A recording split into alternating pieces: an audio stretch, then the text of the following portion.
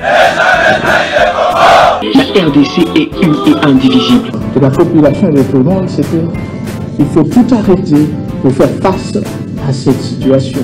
Et que nous ferons de cette terre richement bénie un réel havre de paix, de prospérité et de progrès social.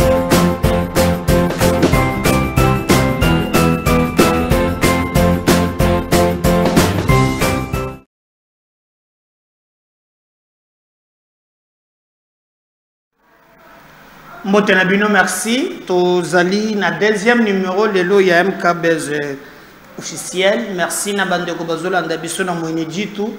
J'ai vu vraiment un message na bino ebele Mbujimai, la capitale mondiale du diamant.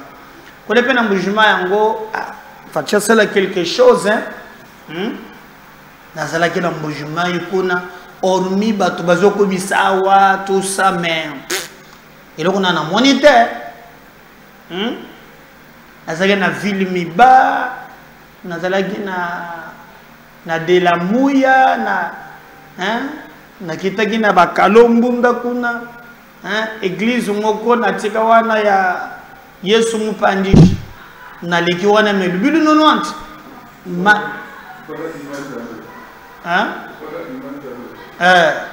donc grave donc ezali Makambo vraiment très compliqué. On regarde, mais nous pensons que le président de la République a quand même quelque chose. Kananga Memema Chikapa, Bandundu, Mandat Oyo, le président Lobaki, salut du peuple, les lois suprêmes. Tout le monde a un penza na misala ke, eza makambo ya sali ya peuple. Ils appellent Makambo, il y a loi suprême. Quand vous votre fati, Tozo Kendega Malembe, aidez-lui à rester dans l'histoire. Ba pension parcelle de pouvoir, Salela Yango. Et les chauffeurs, pour la ville de Kinshasa, j'apprends maintenant que c'est Deo Kasongo, Duvo, Mokolo, Chobez.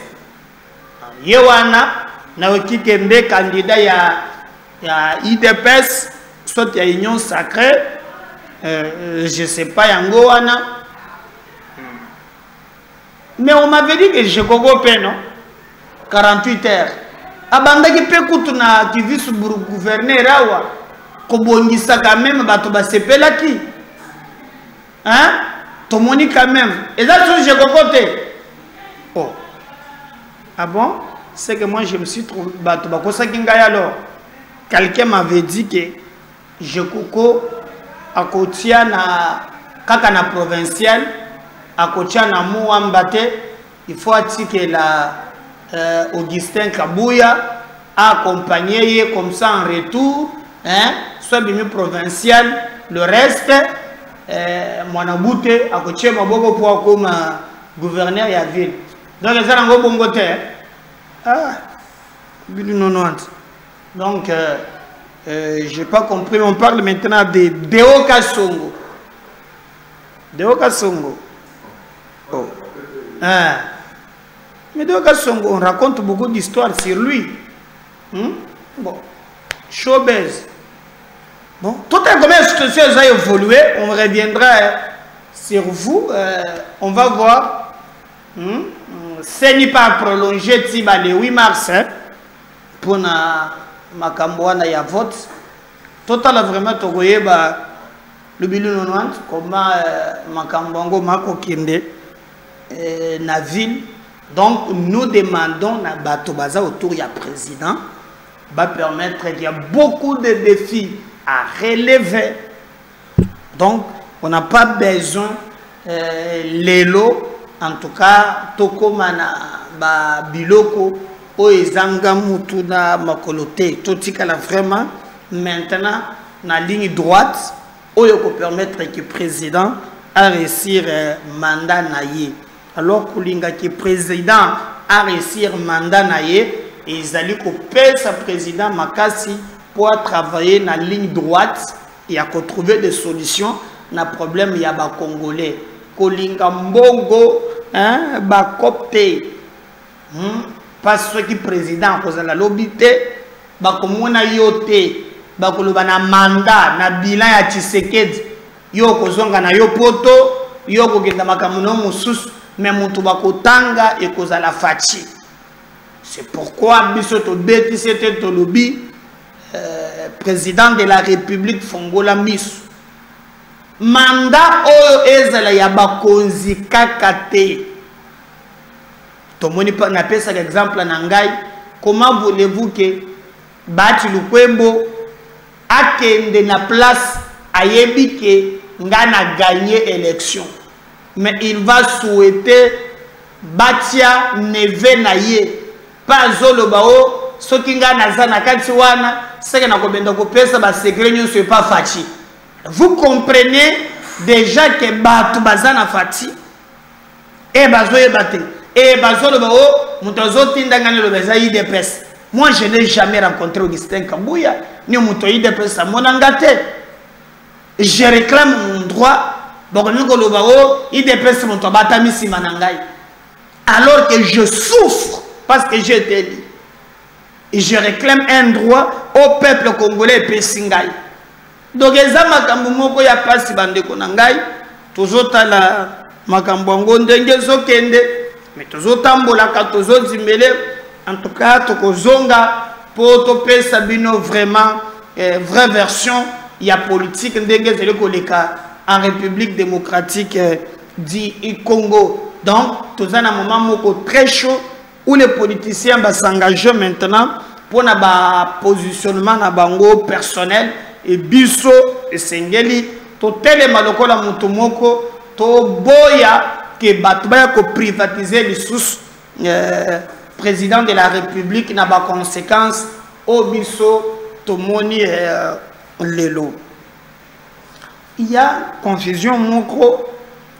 Patrick Mouyaya abimi a relativisé Bobi Keliwa ya Chéribin et Salami Tomoni Bato Mingi Babimi bakomi ko raconter n'importe quoi. Alors namakambo balingi baloba ba misus ba zali koluka ke ba s'attaquer na Patrick Mouyaya. Mouyaya lobby batu batika ko spéculer surtout batu ya ensemble bafanda kimia po banquete salami même bamboka ya libanda bazali boyebike Katumbi ayebisi famille ya Chériban lobby bolanda makambo balobi wana te bolo kandenge nini bokwiko kende libanda ipa bandeko nanga bapaya bakosunga bino po boyeba vérité na likambo eleki na kati. Alors malobwane sepelisaki Mouyaya te alobi non ezali biloko agitation inutile. Alors Daniel Safou azali pe motu ya Katumbi abimi alobi na Mouyaya kazana niveau te. D'ailleurs selon Safou Katumbi atangi koleka même Mouyaya niveau d'étude ya Katumbi ezali kolo makasi. Mouyaya porte-parole du gouvernement chike za 10 000 donc atangi mingi te. Bon quand même tant quand Mouyaya zoloba hein Katumbi azoloba vous assure que makambo safa lobi eza vrai. Donc Katumbi atangi alobi Katumbi aza diplômé en pédagogie azoli licencié en criminologie. Vous voyez que dans ces pays qu'on a pas papier il y a un problème hein et ça présomption il y a c'est l'intellectuel non mais PC ka papier wana tranala un petit tomba la siete mogo lobaka hein umone me simbeli ya bik umona ke za mubulu tozo simba bik boy tranala un petit tomba la siete. Donc il faut comprendre que bato débat ko juger. Donc ça faut le bibi logo belé à lobby Mouyaya vraiment. Et d'ailleurs il traite Mouyaya lobby que Mouyaya zamutu ya Kagame pour même bandaka la abandaki ko zo ba selfie na Kagame babandaki ko solo na Kagame Alors, hier, à comprendre que comment de l'autre, Mouyaya, Kokobima, a attaqué Katumbi. Alors, moi, ce qui m'étonne, on ne peut pas attaquer quand Katumbi émet des opinions. Les gens qui ont dit que c'est papa cardinal. Yo, Obimi, on a combat maman Maria. Obimi, on a osé mettre opinion.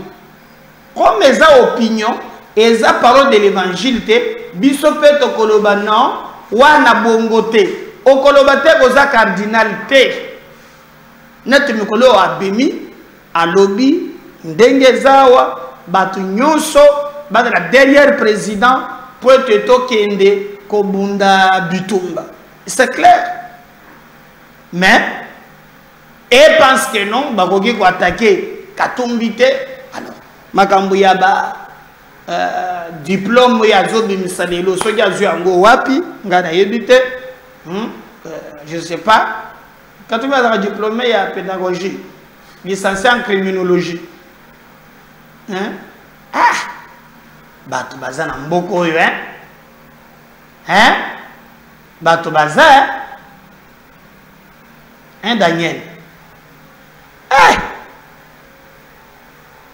Mais moi, je me souviens, M. Mongo Bayamba Mokebayi, bato na niveau d'études. Il y a Katumbi, il y a Pesa, je ne sais pas, on dirait Yebakate. Il y a quand même sincère. Et d'ailleurs, quand on parle de la classe politique, on a opposition, vous pensez Martin. Pourquoi Martin a attaqué le Fumumpa?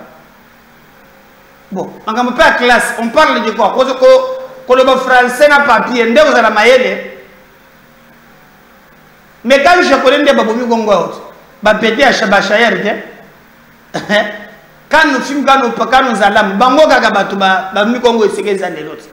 Ce qu'on sait, faut que nous voyons la Kekatum, Yaza, diplômé d'abord en pédagogie. Quand tu vas dans Tangis, et monsieur Kaboka. Et monsieur Aye Mogokak, je suis diplômé en pédagogie, je suis licencié en criminologie. On a na Inilou,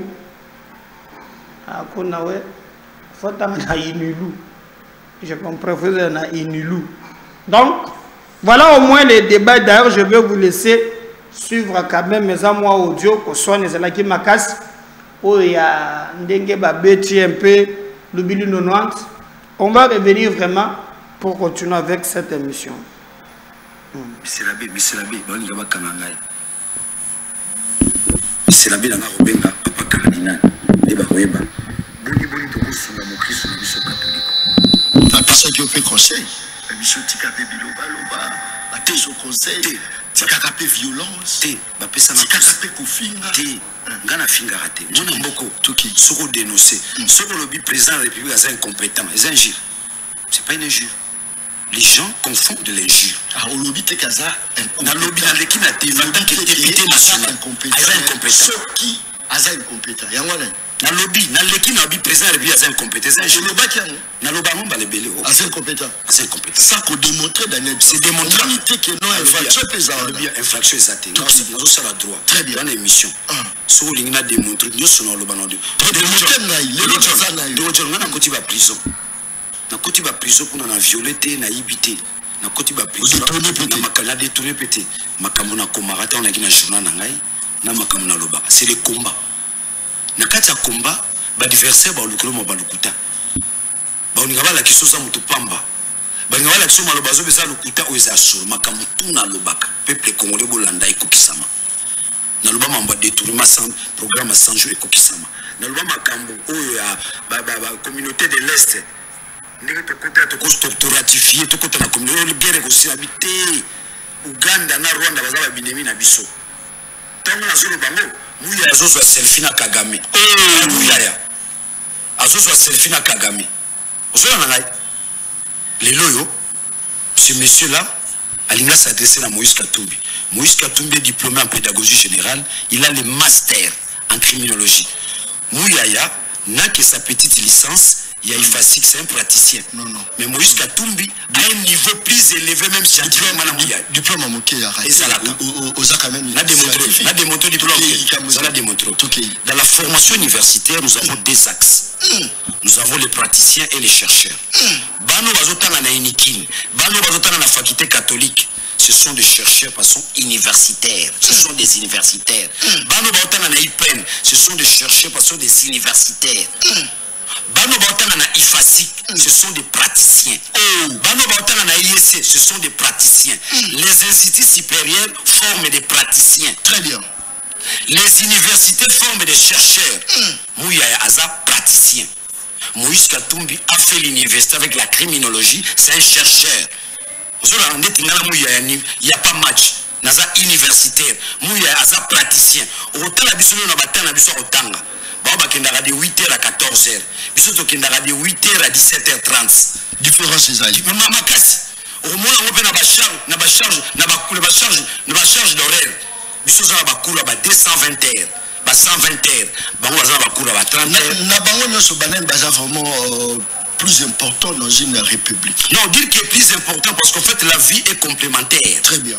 Nous avons besoin de chercheurs, nous avons besoin de praticiens, nous avons besoin des ingénieurs, nous avons besoin de polytechniciens, là ce sont des savants. Nous avons besoin de médecins, ce sont des savants. Au moins même la formation scientifique, les médecins ont plus d'années d'études que la discipline. Il y a un fort respect ma casse dans médecin. Un médecin c'est un savant. Alors soit très bien la formation naïe. Donc à consacrer vie naïe, na d'études. Médecin. Donc on n'est pas comparé, moi on assiste à Ifasik, on comparé à un médecin, moi on assiste à Ifasik, on comparé à un polytechnicien. Les polytechniciens ce sont des savants, des ingénieurs. D'ailleurs, pour la construction, n'est-ce pas, d'un pays, au niveau de l'infrastructure, je ne parle pas au niveau de la superstructure, ça nécessite des ingénieurs. Allemagne, des ingénieurs, polytechniciens. Et les hommes politiciens, et les hommes politologues. Non. En fait, les politologues font la projection de la construction de l'État. C'est-à-dire au niveau, c'est la superstructure.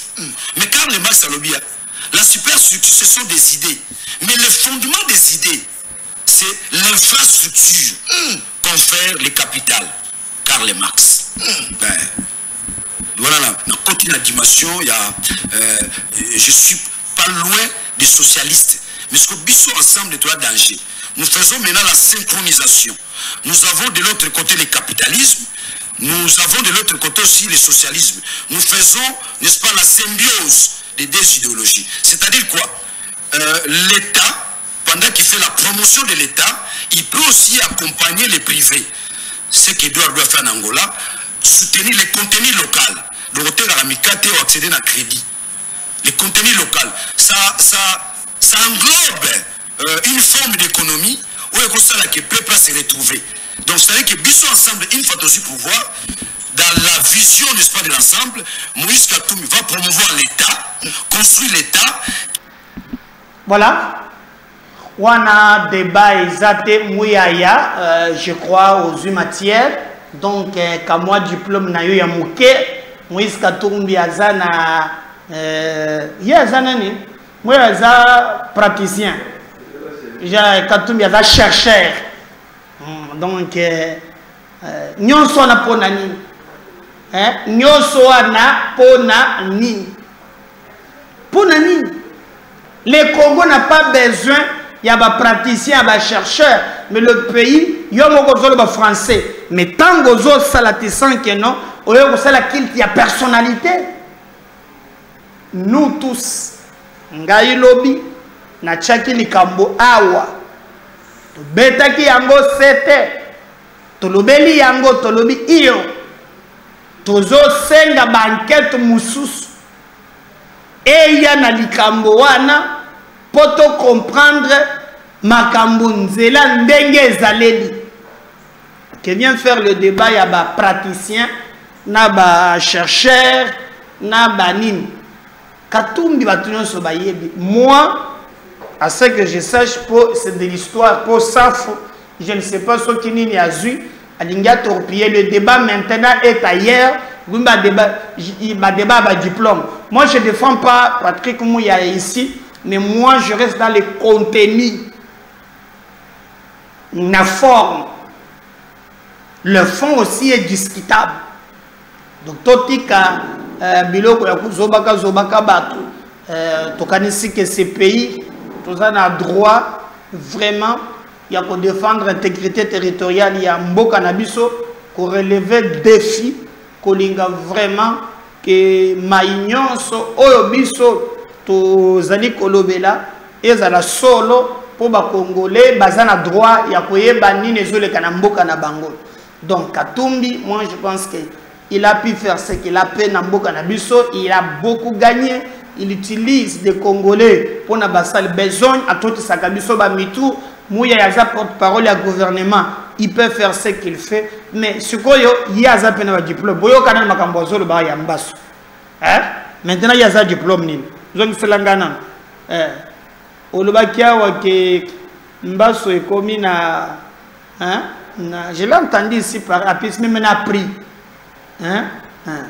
Apis même n'a pris. Ce que quantité azo sombela mbaso wana po prix ya mbaso na quantité azo sombela yango yepe diplômé non tout ndana d'abord mbaso ezaka 300 francs so na sombela $400 monsieur et que zoata côté mon roboué toujours mbaso ezaka 300 francs so na sombela $400 monsieur et que zoata côté mon roboué toujours que na bino ce qu'on a métaphysique métaphysika kindoki ya solo ya jeté Kindoki a solo la kata bonzambe pena parce que mbaso ezaka 300 francs. So na sombela $400 monsieur et que zoata côté mon roboué. Toujours que na bino ce qu'on a métaphysique métaphysika. Kindoki a solo ya jeté. Kindoki a solo la kata bonzambe pena parce que mbaso ezaka 300 francs. So na sombela $400 monsieur et que zoata côté mon roboué. Toujours que na bino ce qu'on a métaphysique métaphysika kindoki ya solo ya jeté kindoki ya solo la kata bonzambe pena parce que mbaso ezaka 300 francs so na sombela $400 monsieur et que zoata côté mon roboué toujours que na bino ce qu'on a métaphysike métaphysika kindoki ya ok terme métaphysika il y a faut chercher non il y a chercher. Ne te donne pas, il y a des facile praticien. Métaphysika. Si vous avez cherché, ce qu'on bas sur 300, vous avez $400. Pour qu'ils ont monté côté Mogoboy. Quand on peut définir en côté. Métaphysika. Hein? Bota intellectuel, intellectuel, moussous, ma famille se bango nassé, infraction, c'est qu'à Congo comme à moto. On suit ça.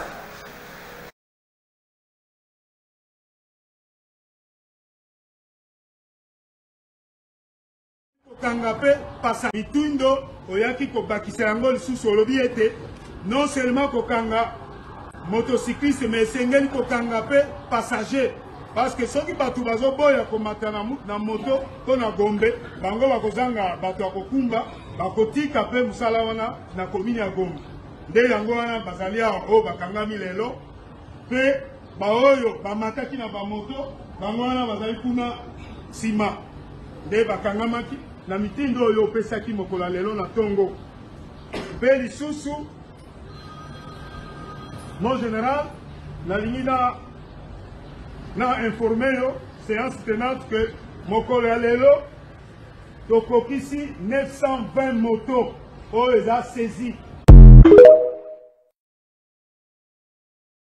mitindo oyaki kobakisa yango lisusu olobi ete non seulement kokanga motocycliste mais sengeli kokanga pe passager parce que soki batu bazo boya komata na moto to na Gombe bango bakozanga batu akokumba bakotika pe musala wana na commune ya Gombe nde yango wana bazali o bakangami lelo pe baoyo bamataki na bamoto bango wana bazali kuna sima nde bakangamaki na mitindo oyo opesaki mokolo lelo na tongo pe lisusu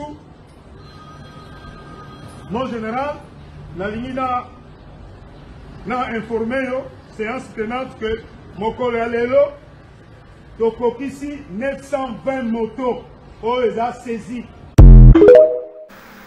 Voilà, intellectuel Moussous.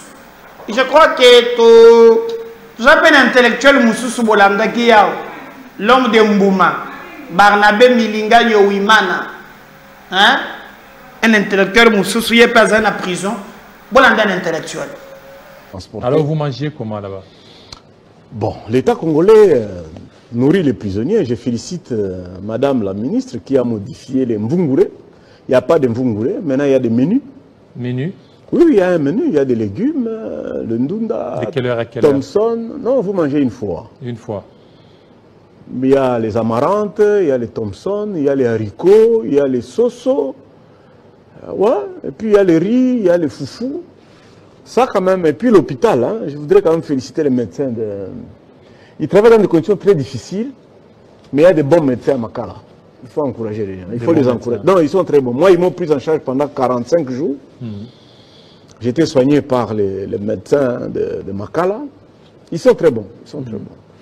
Et puis il y a quand même, bon, les médicaments, la quantité n'est pas très suffisante. À notre niveau, on faisait recours à l'extérieur, mais il faut encourager l'État congolais, améliorer les conditions. C'est un élément important quand même. Hein. C'est étonnant de voir que la plupart des hommes politiques passent en prison. Quand ils sortent, ils ne pensent pas améliorer les conditions là-bas. Là, il faut féliciter Papa Jano Bemba. Il avait acheté les lits de l'hôpital que nous avons à Makala, c'est acheté par Jano Bemba. Il faut féliciter Kamere et le DG. Qu'est-ce que Kamere a fait? Les DG de l'office de route, ils nous ont permis d'avoir le courant. Kamere? Oui. Ils ont tiré comme une ligne spéciale avec, il s'appelle Herman, je crois, les DG de l'office de route. Quand il était là pendant les 6 mois, ils ont amélioré la desserte. Il y a BA aussi qui a offert un groupe électrogène de grande capacité. Félicitations à eux. Oui, mais l'argent, comment ils trouvent où l'argent parce qu'ils sont en prison? Non, c'est leurs avoirs. Hein. Et puis, ils ont quand même un coup de fil influent. Tu sais, en prison, on respecte les gens. Pourquoi? On n'entre pas lieutenant, on sort général. On entre général, on sort général. La plupart des ministres sont sortis ministres, d'autres sont sortis mandataires. Celui qui avait saboté Kamere quand il était en prison, aujourd'hui, tu vas dire quoi encore? Donc, ils nous respectent. La direction de la prison respecte les prisonniers. En fait, tout est lié à votre comportement. Hein.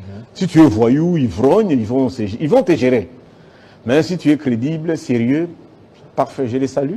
Merci beaucoup. Il n'y a pas eu des actes de torture, des brimades? Non, en République démocratique du Congo, il n'y a pas de torture. Il n'y a pas de torture? Il n'y a pas de torture.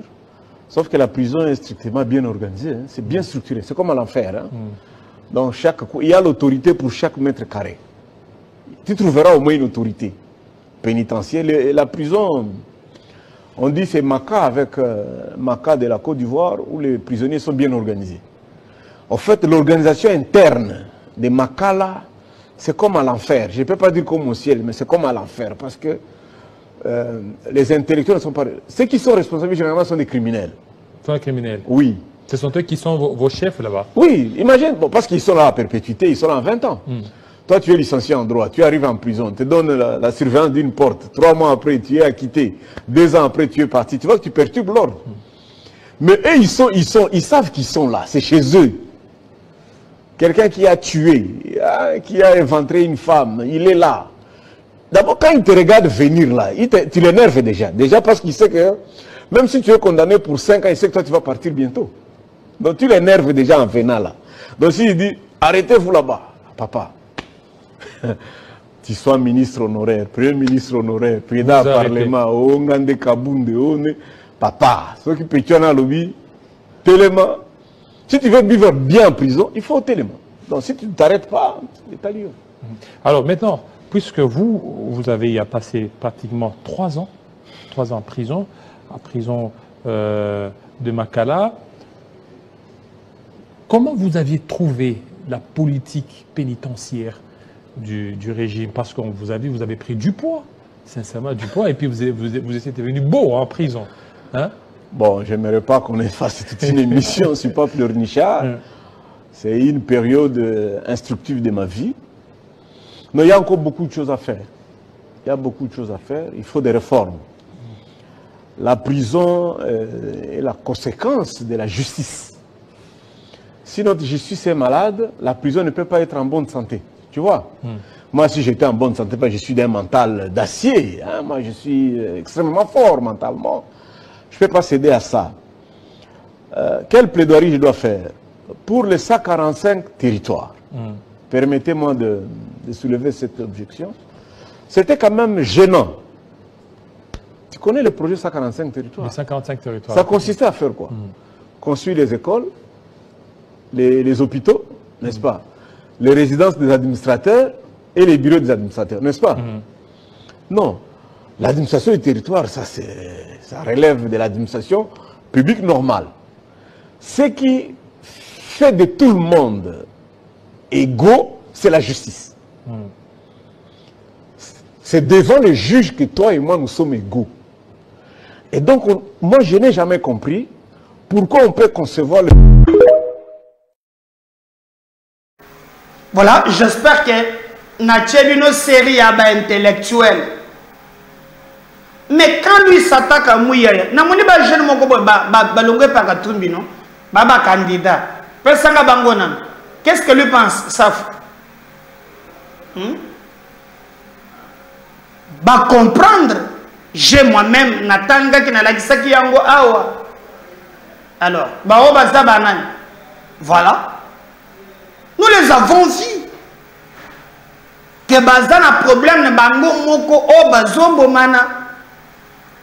Au lieu de commencer à s'attaquer aux autres, chercher des qualificatifs, des praticiens, des chercheurs, on suit ça. Déclaration politique des collectifs des députés nationaux, provinciaux, des partis politiques de l'opposition, Ensemble pour la République, Envol et LGD, du 27 janvier 2024. Nous, collectif de candidats députés nationaux et provinciaux, des partis politiques de l'opposition, Ensemble pour la République, Envol et LGD, réunis ce samedi 27 janvier 2024 au centre Bondeko à Kinshasa pour faire l'évaluation du processus électoral du 20 décembre 2023. Après cette évaluation, nous, collectifs des députés nationaux et provinciaux de l'opposition, présentons nos sincères félicitations à son Excellence, M. Félix Tshisekedi Tshilombo, président de la République démocratique du Congo, pour sa brillante réélection face au candidat président de la République de l'opposition, une opposition mal organisée, incapable de mobiliser les Congolais autour d'un seul candidat commun. Par la même occasion, nous saluons les discours prononcés par le chef de l'État lors de son investiture, en appelant l'opposition congolaise à travailler avec lui.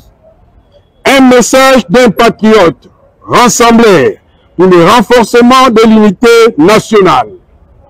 Concernés par l'appel du chef de l'État, nous, collectif de députés nationaux et provinciaux de l'opposition, prenons notre engagement des patriotes congolais devant Dieu et la nation congolaise à adhérer à la vision politique du chef de l'État, en lui apportant notre soutien indéfectible dans toutes ses actions ainsi que dans son combat de défendre la souveraineté nationale face à Paul Kagame, le président rwandais reconnu comme étant l'agent causal de l'agression de la République démocratique du Congo et ses marionnettes congolais. À cet effet, nous, candidats, députés nationaux et provinciaux de l'opposition, soucieux de notre propre destin patriotique, à œuvrer pour la paix, la consolidation de l'unité nationale autour d'un leadership fort incarné par le président de la République démocratique du Congo, son Excellence Félix Tshisekedi Tshilombo. Décidons en âme et conscience de la création d'une plateforme politique dénommée Mouvement des Patriotes Congolais Engagés, en sigle MCE. Eu égard à ce qui précède, le Mouvement des Patriotes Congolais Engagés lance un vibrant appel aux jeunes dont leurs ambitions sont encore étouffées par certains leaders de l'opposition et leurs proches collaborateurs de se joindre à nous, afin de travailler avec le chef de l'État pour la transformation d'un Congo nouveau. Au chef de l'État, son Excellence M. Félix Tshilombo, votre message à la nation congolaise, lors de votre investiture, en appelant l'opposition à travailler avec vous, ce dernier a été reçu 5 sur 5 par nous les patriotes congolais, dont nous nous assurons notre soutien total au nom du mouvement des patriotes congolais engagés. Que vive la République démocratique du Congo et le NCPR, je vous remercie. Voilà, donc nous avons il y a des problèmes très sérieux et les problèmes est ailleurs. De ce que c'est là-bas rendre à rien à la Cour constitutionnelle. Nous avons na bazuzi batala na bango ba pratique wana te net bêtise kadji masali bayeba que moi j'ai gagné élection na Lukunga batala na ba dossier na bango ba comme na dossier ya Médard Kankolongo pona Lukunga bokanga kombo wana na zana contentieux na levé ya Bahati Lukwebo qui s'appelle Emmanuel Bahati Baseme asali ba voix te ngamutu na gagné balongolinga ba privilégié du bot na saisir cours na telebino jurisprudence wan oyo ya mabunda na docteur Jacques. Je compte sur vous. Biso to simba manduki te. Biso to tenir compte il y a justice, il y a mboka na biso. Abonnez-vous. Je reviens numéro de bye.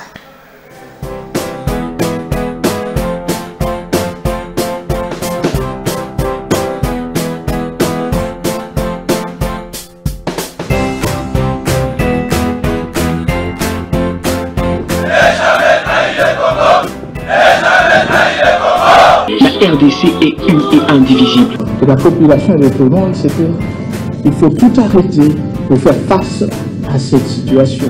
Et que nous ferons de cette terre richement bénie un réel havre de paix, de prospérité et de progrès social.